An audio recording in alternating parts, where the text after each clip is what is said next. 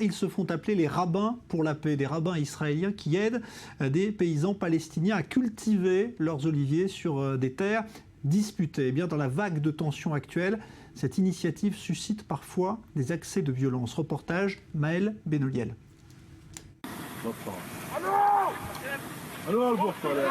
Ces images parlent d'elles-mêmes. Elles ont fait le tour du monde. Celle d'un rabbin attaqué au couteau par un homme cagoulé en Cisjordanie, tout près de la ville palestinienne de Naplouse et de nombreuses implantations israéliennes. Celui qui a été attaqué, c'est lui, Arik Asherman. J'ai eu quelques blessures au niveau du torse à cause d'une pierre que j'ai reçue et je me suis cassé le doigt en tombant. J'ai déjà été attaqué à plusieurs reprises, mais jamais encore avec un couteau. Il m'a parlé en hébreu, il m'a dit « Dégage d'ici, barre-toi tout de suite, tu ne mérites pas de porter une kippa ».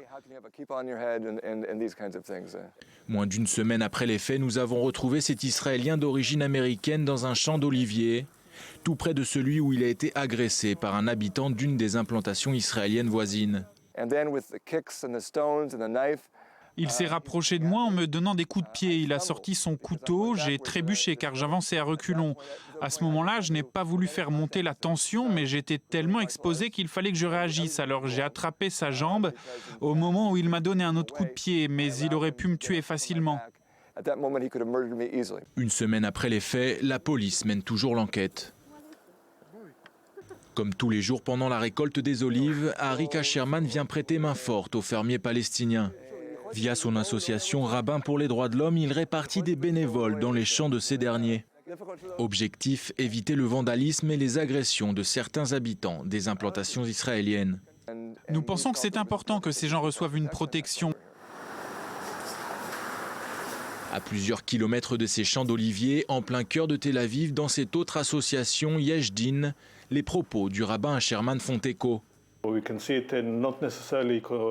Ce n'est pas seulement durant la période de récolte d'olives, c'est toute l'année durant.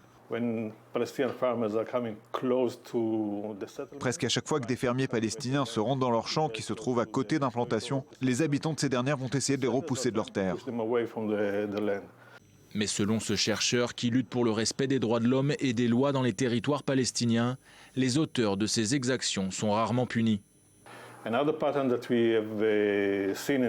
Nous avons aussi remarqué d'après nos bases de données que beaucoup d'oliviers sont vandalisés, coupés ou empoisonnés. Nous dénombrons 264 documentés lors de ces 10 dernières années. Seulement 6 personnes ont été traduites en justice. Aucune d'entre elles n'a été déclarée coupable. C'est dans un champ d'olives comme celui-là que le rabbin Arik Asherman s'est fait attaquer au couteau vendredi dernier.